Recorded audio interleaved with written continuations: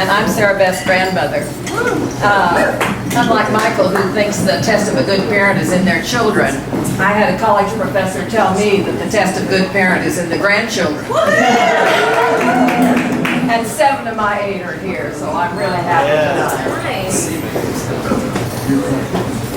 Sarah Beth and John's wedding tomorrow evening will be the second wedding, or San Antonio wedding, for our family.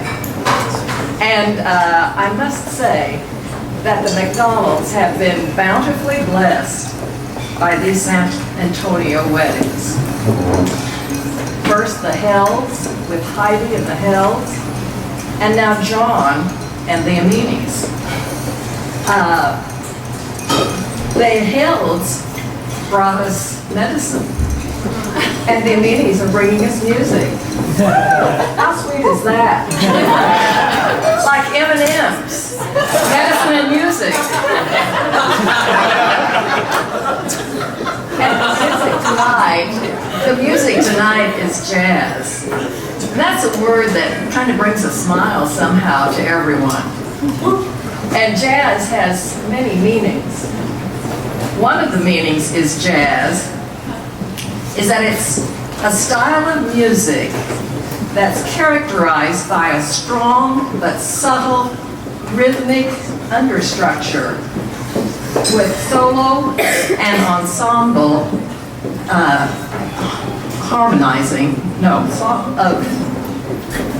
improvisations, that's a good word for jazz, improvisations, and a highly sophisticated harmonic idiom.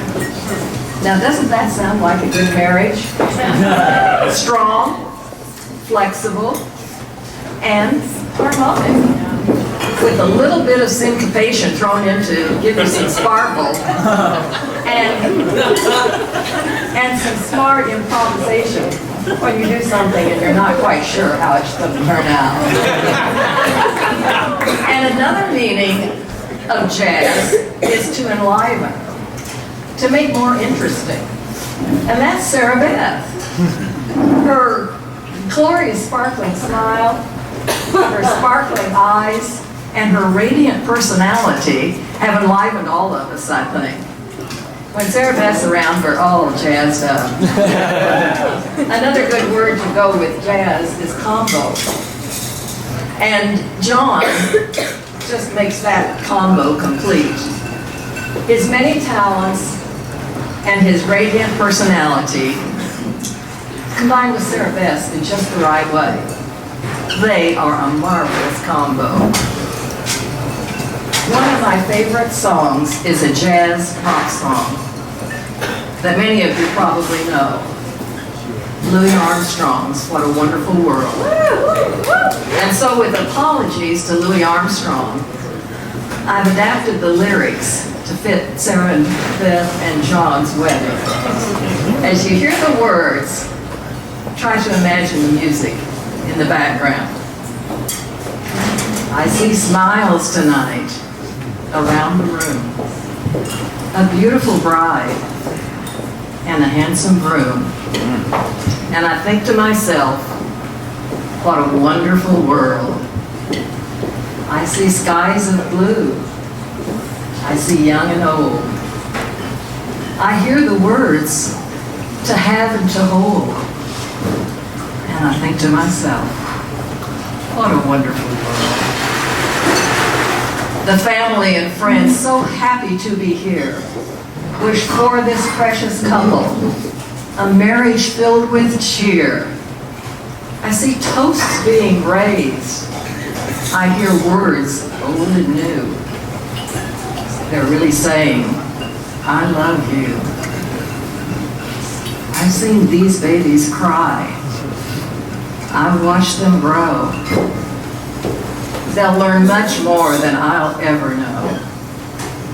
And I say to myself, what a wonderful world. Yes, I say to myself, what a wonderful world. Oh, yeah. So here's a toast to Sarah Beth and John.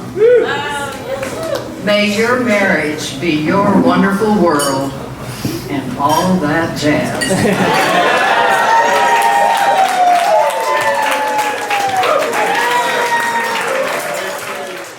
All right, guys.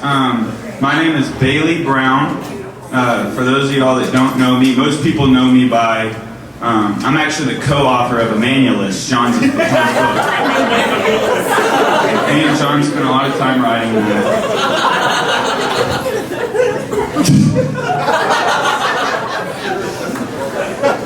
So, I want to give a toast to my coach. I'm going to go straight at him. This is my guy. He's known by numerous names. Daddy, Grizzly, Coach, my teammate. And me and John, we hit it off early. I feel like we're very similar people. We're both traditionalists. We both believe in the simpleton things of life. And right away I knew this was going to be my guy. He's a winner. He's fearless. He won't back down from any challenge. But one thing I know about my coach is Coach wants the ball. We were in an intramural game.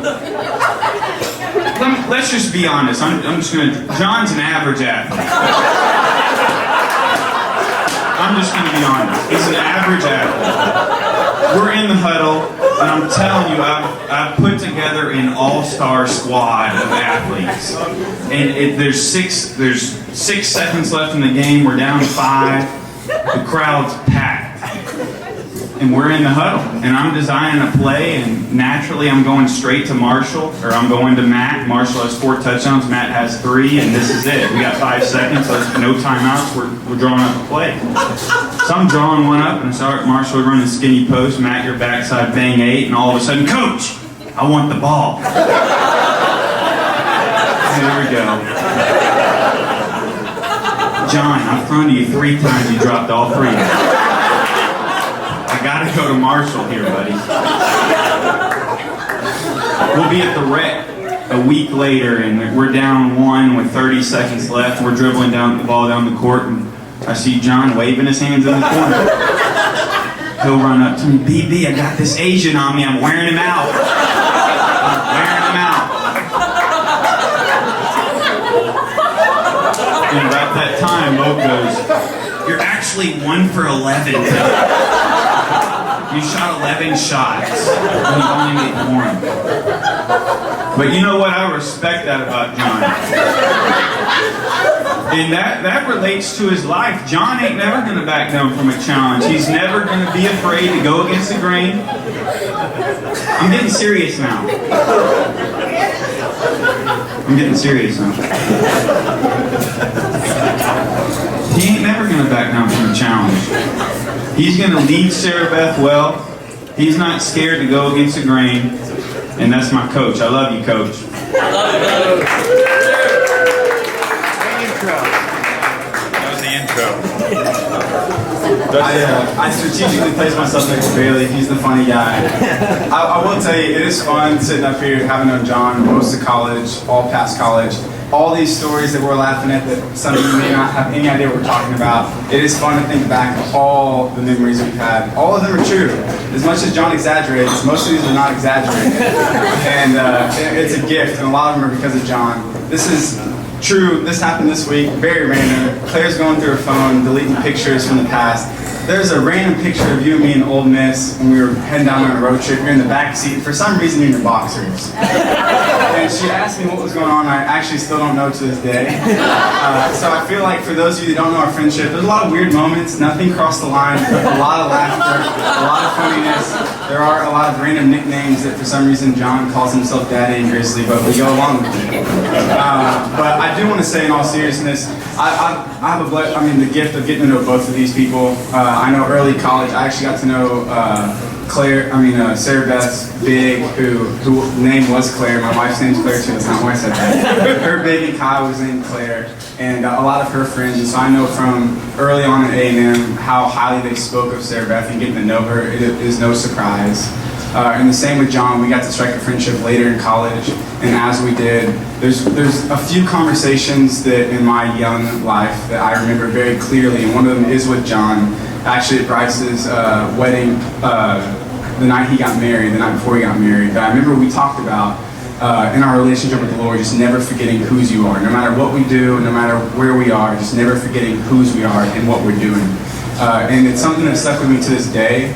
And so when I think about you, obviously everyone said that you're a natural leader, but more than that, you know whose you are.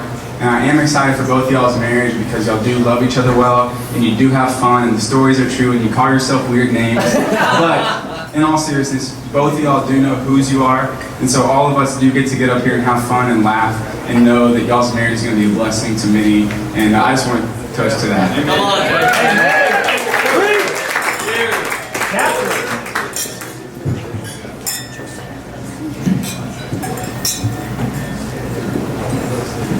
bring it on, Freedom in this. So, as many of you guys probably know, John and Sarah Beth dated for a little bit in high school. And then they went through kind of the Corey Topanga phase from Boy Meets World in college. They broke up for a little bit. And those of us that knew John pretty well in college kind of knew eventually they were probably going to get back together. But we never really knew when it was going to happen. So Gaines and I have a story for you, a quick story about, I guess, the moment that we really knew they were actually going to get back together. How serious John was. Yeah, how serious they were.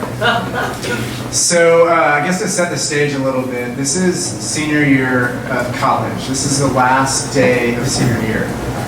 So everyone's trying to do something big. Everyone's trying to go out with a bang.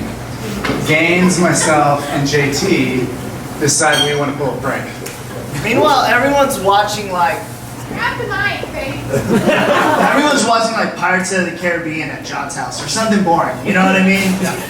So I walk up. I know Travis. Travis and I have a lot of stories together, namely the Buffalo story. We can both say that for another time. But I'm like, Travis, I know you're always down to do something memorable, something that lasts, you know, for a lifetime. Let's not just sit here and watch. Who cares about Pirates of the Caribbean? Let's do something fun. Let's go like prank someone. So Travis is like, well, I know the girls, this is Sarah Beth and all her roommates, are moved out of their house and they're like staying at someone else's house. I was like, okay, well, let's think of something. What are some funny pranks? Well, the first thing that I can think of is saran wrap the toilets, right? Hilarious prank. Can't see it, goes everywhere, golden. So Travis is like, well, good thing because I know where the key is to their house. Now, as college guys, we don't really have a fear of people being in our house at night when we're there. You know, guys are like, oh, I'll take down that burglar. We did not process this from a girl's point of view of someone else being in their house. So we go over there and get the key, walk in, it's pitch black, we're sneaking around, and like downstairs toilet, making a lot of noise, but you know, we're like, whatever. And then we go upstairs, and this is where things get interesting. I thought you were going to go with the whole story there.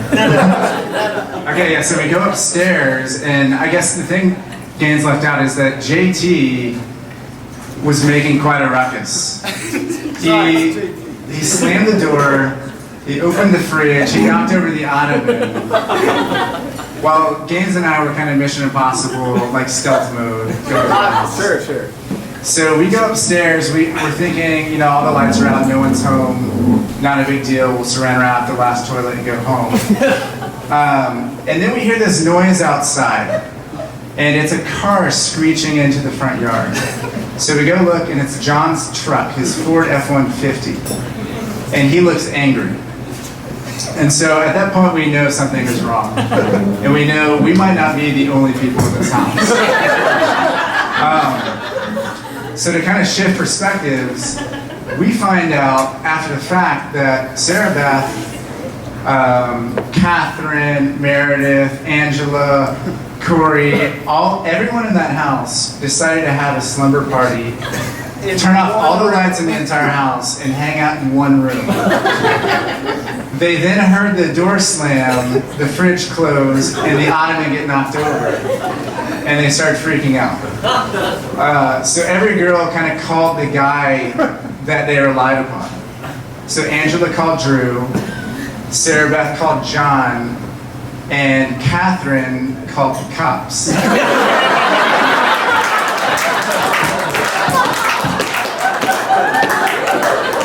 Bryce, I think you guys were engaged for a couple months now. Just so you know.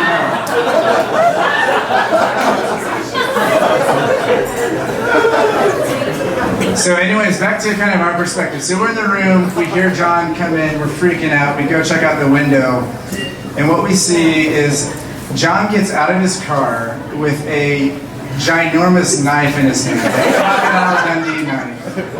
Because he just heard from Sarah Beth that there's some intruder in the house and he has to come save the day. So as he gets out, he is running towards the house, knife in hand, and the cops pull up. There's about 5 cop cars. And the cops get out of the car, they see a guy with a knife running into this house. And they immediately draw their weapons and they tell this crazy man to get on the ground. And essentially they handcuff him.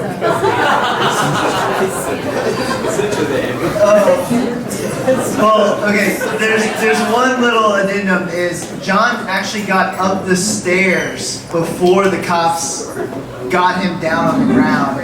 And John gets up the stairs, I mean sprints. You know, John runs.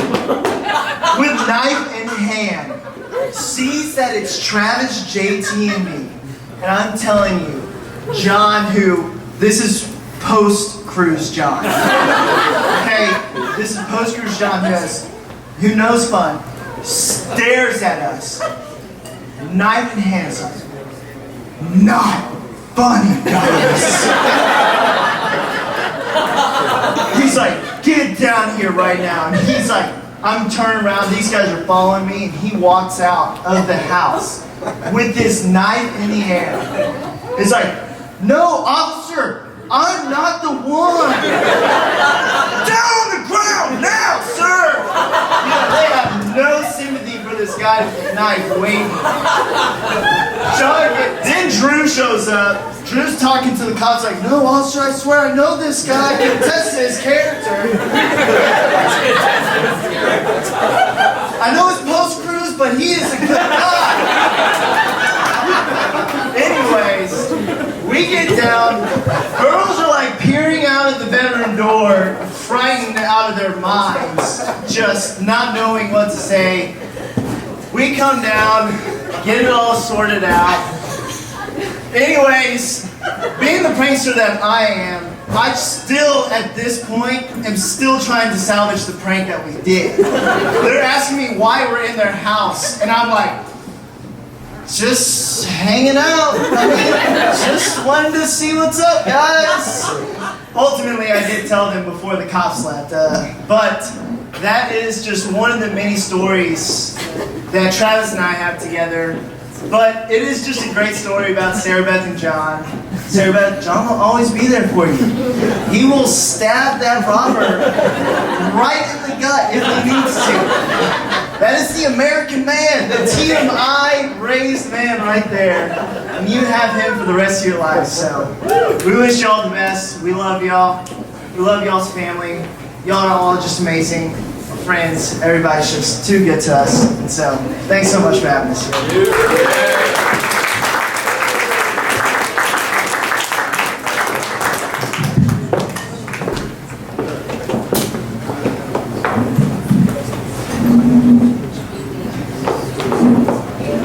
Okay, roses are red, but SB is sweeter. She's cherished and treasured by all those who meet her. Including us too. Hi, I'm Claire. I'm Drew. Now to summarize Sarah Beth, that's not easy to do. Especially when you've decided to rhyme. But she's caring, she's confident, she's cheerful, sublime. She's generous, gorgeous, and we'd all agree. She's that rare kind of person we'd all like to be. Her organized ways and her charm overwhelm us. Which is why we're all jealous that John was compelled To swoop in and do what all boys wish they'd done. He made our friend SB his lifelong +1. Her magical, marvelous musical ways. Have lightened our loads and brightened our days. From road trips to ranchings, we've done a few weird things. Like 4 boots and prank calls and your fair share of deep cleans. I've benefited from that, by the way. Whether on the guitar, on the field, or in biz. There's simply no company better than Sis. Up until now, the Snows have been her true loves. But then in walked John, the epitome of Respect and devotion and kindness and heart. her impossibly perfect, complete counterpart. This couple's adored by all those who know him. And love like that's hard to squeeze into a poem. We give it our best, but for now, let's just toast. To this wonderful couple who we love the most.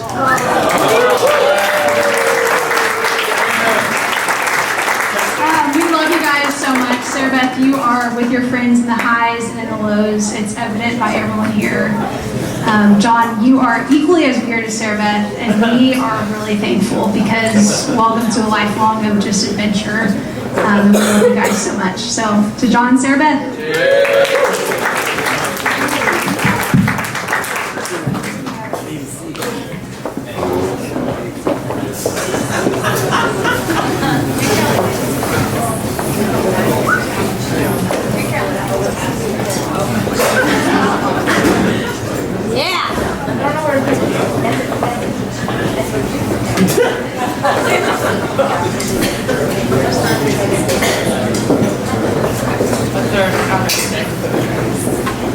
Okay.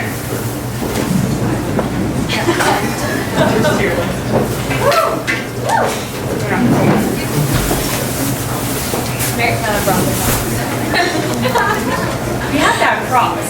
Okay. Hi, I'm Mary Carolyn. And I'm Morgan. And of course, we wanted to toast y'all tonight because we love y'all so much. And if y'all didn't know, Sarah Beth was a cheerleader in high school, and we were a part of that as well. And so tonight, we're gonna spice things up, and we're going to do a reversion of the Alamo Heights Fight song.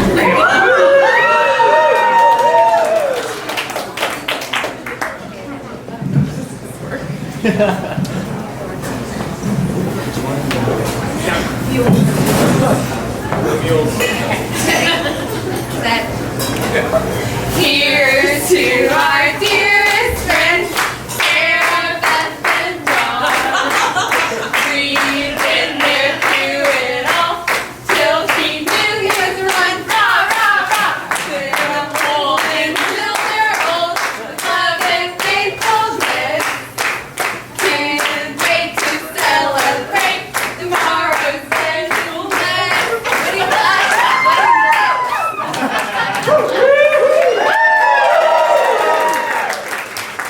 We just love y'all both so much, and so we're so happy to be here with y'all celebrating your big weekend, and we're just looking forward to all the memories we'll create in the future and all the memories we've had in the past. We love y'all so much. Cheers to Sarah Beth and John.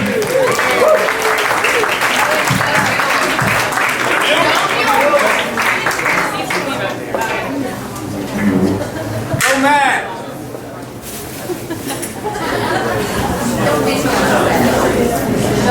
You got this, man. Hey, my name's Matt Vaughn. I've known John and Sarah Beth for the past 8 years or so, since the beginning of college, and I've had the privilege of living with John for the past 3 years in Houston. It was a sad week this past week. John moved all his stuff out of the house. We had one last slumber party. His roommates watched Moana on the floor in his room, and it was a sad moment to see. Good Good. catch. Thanks. To see John leave. I had a lot of things I wanted to say tonight, but I'm going to try to keep it quick. I really wanted to walk y'all through. There's been a lot of mentions of John's nickname for himself, Daddy. And it's really strange because post-cruise John really named himself Daddy. And he refers to himself as Daddy a lot of times in emails and conversation and when he's just talking with his roommates. And it's kind of a weird thing. And so I wanted to walk y'all through the evolution of Daddy. Because I think this Daddy persona has been in John a lot longer than just post-cruise John. And I think the first moment that I saw the Daddy aspect of John was freshman year of college. There was a group of us, we were bored one night, it was a Thursday night, and we were trying to figure out what we wanted to do. And John was always the driver for everything. He loved his truck, and so I was like, if anyone, he still is the driver for anything, actually, now that I think about it. But we were figuring out what to do, and so like any group of immature freshmen in college, we decided to water balloon the people on Northgate. Senior year, John would have been mad about that. But we actually decided to go water balloon Northgate, and there were 4 guys in the back seat of John's car, and I was in the shotgun, and we made 2 rounds and just absolutely destroyed people having a good time on Northgate. I remember one guy turning and a water balloon hitting him in the face. And we'd figured out what we were going to do. We were going to throw it over the other side of the car so people don't see us. And I remember we pulled onto Welburn and we were going by Cafe Excel, and the lights come on behind us, and the cops pull us over. And so we're all freaking out, and everyone's popping the water balloons at their feet. And so we're all frantically popping water balloons. His floorboard is soaked, our shoes are soaked, there's water balloon shrapnel everywhere. And John pulls over and he's like, oh no. And so he rolls down his window, and the officer walks up and it's like, what are you boys doing tonight? And there's a bunch of boys in the back seat of his car, and I'm in the front seat, and there's another officer on the other side with a flashlight, and everyone's just like looking at him, not knowing what to do. John's like, well, officer, we're just going, I live at the Tradition, so we're just going back to my house. We've been on campus. And his officer's like, oh, well, that's funny, because there's a F-150 that matches your truck's description that's been circling Northgate throwing water balloons at people. John's like, oh, officer, that's terrible. And so the officer's like, so that hasn't been you? And he's like, no, sir, we're just going back. I live at the Traditions. I can show you my ID. And we're all sitting there, just trying to be cool about it. I was like, all right, well, I better see you pull into that Traditions garage and go up to your room. And John's like, yes, sir, yes, officer. So we pull away, and everyone's silent in the car.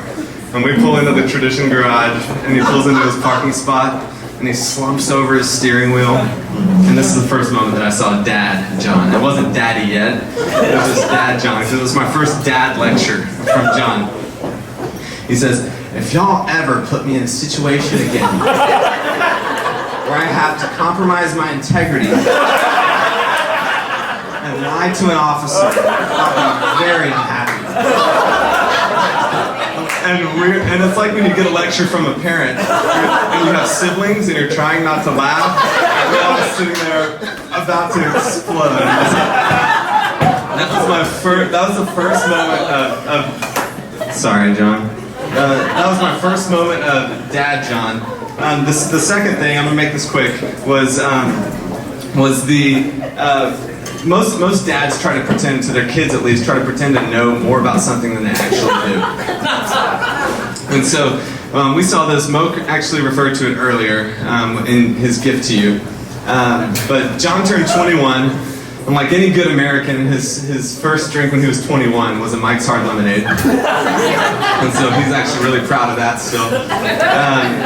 But he turned 21 in March, and then it was that next Christmas break, and John had already gone back to San Antonio. People get done with finals at different times, and me, Moke, and JT were looking for something fun to do. So we go over, and Katie and Jimmy were having a date night that night at the Good House, and we were like, hey, we're gonna drink some whiskey. And so we go check the liquor cabinet. And the liquor cabinet, I'm not referring to Moke's closet. I'm referring to the actual liquor cabinet. And we go to the liquor cabinet, and there was a big bottle of Stony Brook, and there was John's Jefferson's. And we're like, let's drink John's Jefferson's. And I'm sorry, I'm still sorry about that. I know, it was just a bad friend decision. And so we drink John's Jefferson's, we have a great night, we empty it, and then we fill it back up with the Stony Brook. So you're never gonna notice, right?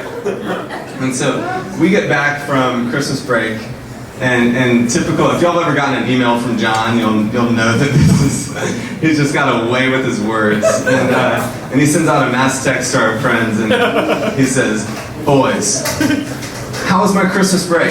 Thanks for asking. And he says, it was great, filled with great times with my family and holiday cheer. He says, but one thing was missing, and that was time with my boys. He says, tonight, 9 o'clock, Good House, Jefferson's. And so it was on. And so we show up at the Good House, he pours everyone a glass of Jefferson's.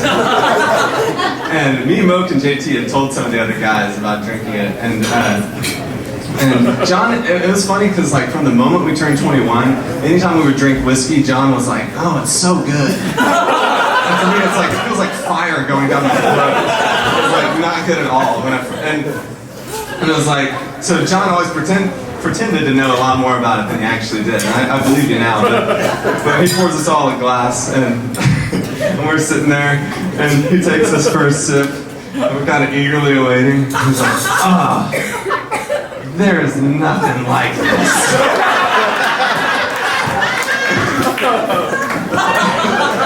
So in daddy fashion, he continued to evolve, and then the epitome of Daddy John was post-cruise, and it was at the bachelor party a couple weekends ago when we were in Breckenridge, and we were at a bar called the Gold Pan, and the bar was dead when we showed up.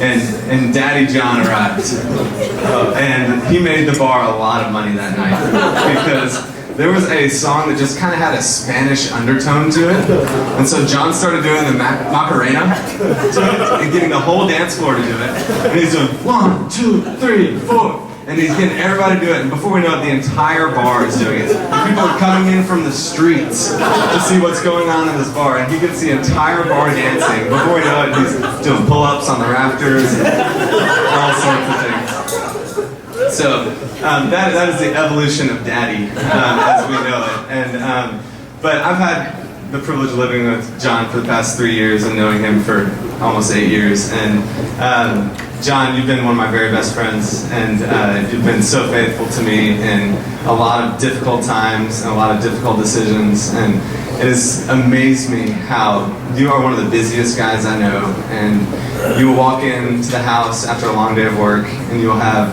a suit jacket, dry cleaning, briefcase, you'll be on the phone with Sarah Beth, and you're carrying all this stuff, and you walk in, and I'm sitting there on the couch, just watching the Astros, doing nothing really, and you'll be like, hey, I'll call you back. You're like, hey man, how's your day? And you don't even take the time to set anything down.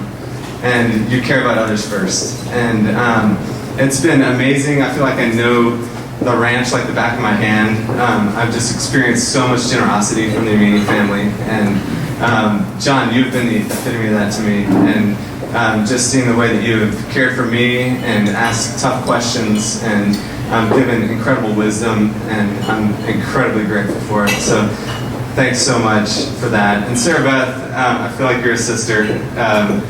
We've always just had a great friendship. I've called you in a lot of difficult situations and to get your advice on things. And my funny moment with Sarah Beth is sophomore year, we're on spring break, and there's a big dance party at this house. Sarah Beth, but like not incredibly well. And I look over and everyone's kind of dancing, doing their own thing, trying to press in the middle of the circle.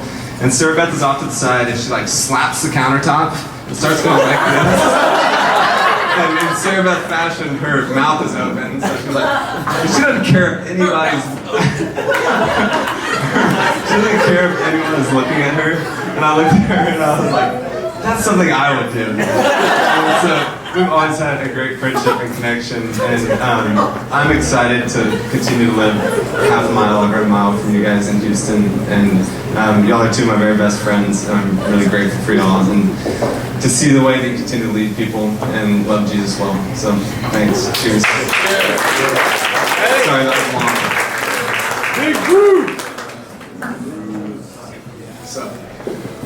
So my name is Bryce. I've been good friends with John for a long time, and so for his rehearsal dinner, I wanted to do something very, very special for him. And so as Marshall mentioned, two of the big cruises in John's life, they kind of hit on the one on the water, but the other one, Ted Cruz, I would argue is even more influential in John's life. And so about 2012, when John was working for Cruz, it was all this guy talking about. It was like John would come back from the summer where he had with Cruz and be like, oh, we'd be in the war room late at night, campaigning, strategizing. I mean, you would think this guy won the Senate campaign. Ted Cruz, he may have, I don't know. And so for his rehearsal dinner, I'm thinking about, what would be something super special for John? And so, of course, I think about Ted Cruz. And of course, I figure being a senator, he probably can't make it out tonight, but I know how much Ted means to John. And so I thought it'd be great if maybe I reached out to Ted and see what we could do for John, because they're such good friends. And hearing John telling all the texts, he's always texting him and all these things. And so I give Ted a call, and I look up his number, and I give him a call, and I say, hey, this lady answers the phone. I say, hey, listen, I'm calling you on behalf of my good friend John Amini.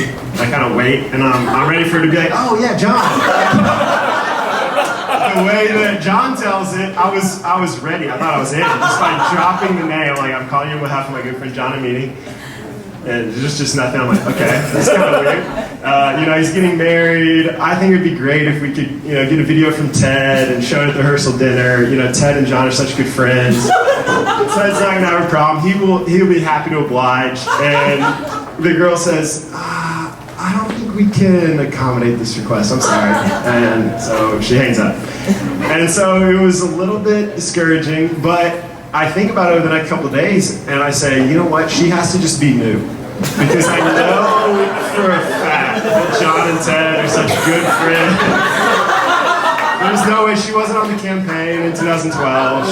She's new. She doesn't know Ted's friends. She doesn't know what's going on. So I give him a call back a few days later, and I get a different lady, and so I start going into my spiel, John Amini, like he's getting married, his name's John Amini, and she says, I don't know why you keep saying that name, I have no idea who that is. And I was like, well, do you have a list or something? I mean, this is one of Ted's good friends, I'm sure Ted would be happy to oblige, like, just a quick video we could show at the rehearsal dinner. And she says, that might be tough. I might be able to get that. But you know what? If Ted and this guy are as good friends as you say, there's one thing I can guarantee, and that would be a letter from Ted just congratulating John and Sarah Beth on their wedding.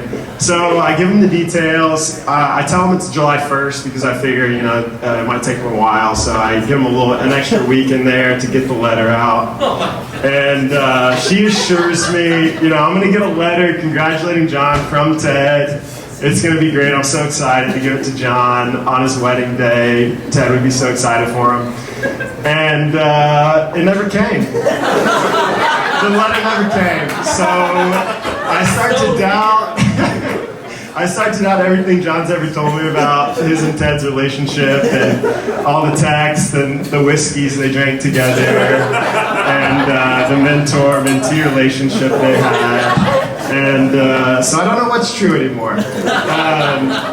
But I was expecting to have something from Ted for John, but I don't. But what I do have is just a relationship with John that I cherish so much. One of my best friends for such a long time. And from Catherine and I, we love both of you guys so much and couldn't be more excited for both of you. And know that we have two of our best friends for the rest of our lives, and that is so special to us. And so we wish you all the best. Cheers to happy marriage. Y'all prepared speeches. Neither one of us, surprisingly, prepared really anything for this right now. But I'm not going to say much other than just thank y'all so much for coming. I know that speeches went long. I appreciate y'all paying attention and loving us so well. I said this to my bridesmaids today, my bridesmaid luncheon, but just for loving us so well throughout this entire season.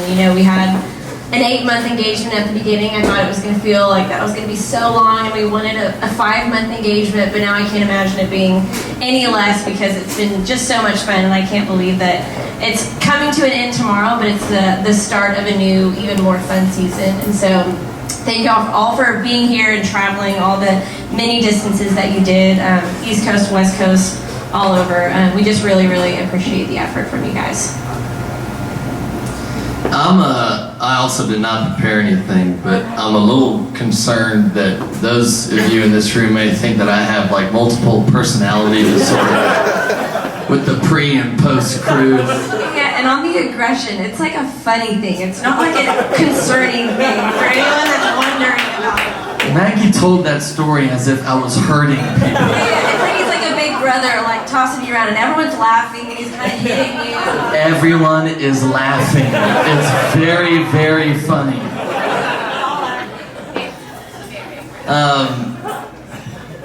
But you know what? This past week has been a week full of some stressful moments, full of some anxious moments. And I'll tell you, the last day or two, Sarah Beth and I have really found a few moments where we've been able just to kind of like sit and pray and look at each other and realize that in spite of the density of planning and of logistics, that it is hard for us to not look out over all these people here and to say, we are the luckiest. I mean, it's just that simple. And so, you know, the toast went long tonight, but I love that. Because we're long toasters. This is what we do. Except Martha knows. I gave like a 25-minute long toast at their wedding. Cheers. But I'll tell you this. To say that we are thankful would be, it would be a silly thing to say, because it's more than just thankful. We look at our best friends and our family, and we look at how God has brought us from where we've been to where we are today.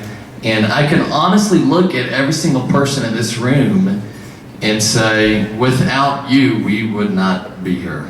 And that's for real. That's not just some thing to say that may sound good. That's for real.